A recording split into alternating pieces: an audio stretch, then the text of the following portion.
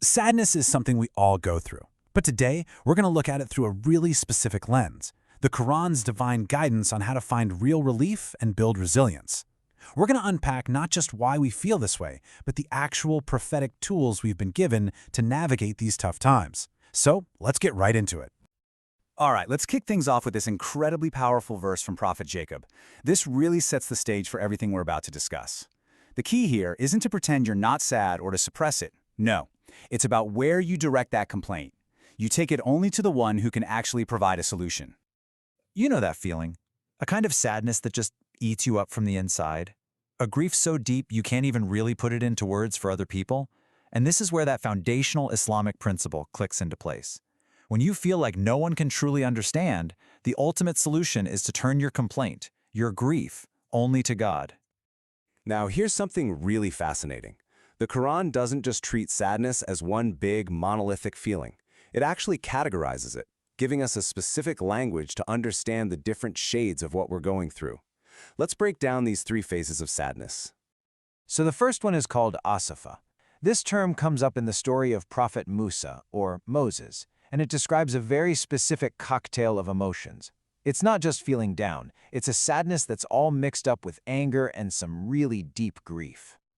So, when does Asafa show up?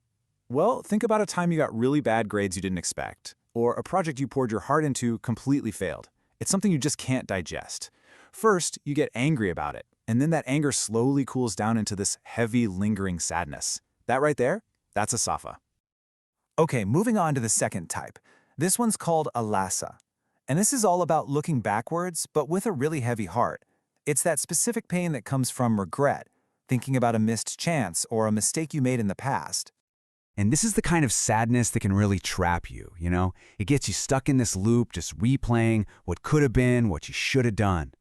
But what's worse is that it makes you scared that those past failures are now going to poison your future. And then, there's the third one. This is the most intense, the deepest form of sadness that's discussed. A wail. This isn't just sadness. This is a state of complete and utter despair. And just listen to how it's described. It's incredibly powerful. It's called a deadly state of your mind. It's that feeling where you just feel finished, like you're cursed, like nothing you do will ever make things better. It's a truly dangerous place for your spirit to be. Okay, so after identifying these really heavy, painful feelings, here's the most important part. Islam doesn't just point out the problem and leave you there. It acknowledges that these feelings are real, but it also gives us a clear path to healing. We're not meant to be stuck. So what's the solution? Well, at its core, it's about reorienting yourself. It's all about turning back to Allah. And you do that through prayer, through remembering Him, and just actively, consciously working on building that personal connection with Him. Okay, so that's the big idea. But how do we actually do that? What are the practical tools we can use when we're in the thick of it? Well, the source highlights 4 specific prayers, taught by the prophets themselves. Each one is a unique tool for healing. All right, tool number 1. This prayer comes to us from Prophet Lut, and it's a really direct, really powerful plea for divine support. And what's great is that this is a super specific tool for a very specific kind of problem. This is the one you turn to when your sadness is coming from the outside, when other people are bothering you, hurting you, or making you feel threatened. You're asking for strength against those negative forces. Okay, now for the second prayer. This one's from Prophet Ayub, or Job, and it tackles a completely different kind of battle, the one that's raging inside your own head. You know those times when your own mind feels like it's turned against you? When Satan just keeps amplifying your past mistakes or blowing up your fears about the future until it's just torment? Yeah, this is the prayer for that. You're calling out the source of that mental anguish and asking for relief. And we have another incredibly beautiful prayer from Prophet Ayub. This one is it's so profound. It manages to capture both the reality of our hardship and the certainty of hope, all in one breath. This one is kind of like your go-to all-purpose prayer for when you're just feeling completely overwhelmed. It doesn't matter what the problem is. You state your reality, adversity has touched me, and then you immediately pivot to the solution, calling on God as the most merciful of the merciful. And finally, we have a prayer from Prophet Musa that is just so beloved.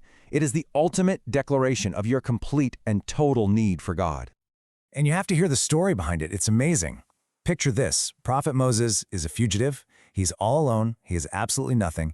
And in that moment of total vulnerability, he sits down and he makes this sincere plea to God, saying he is in desperate need of any good that God might send his way.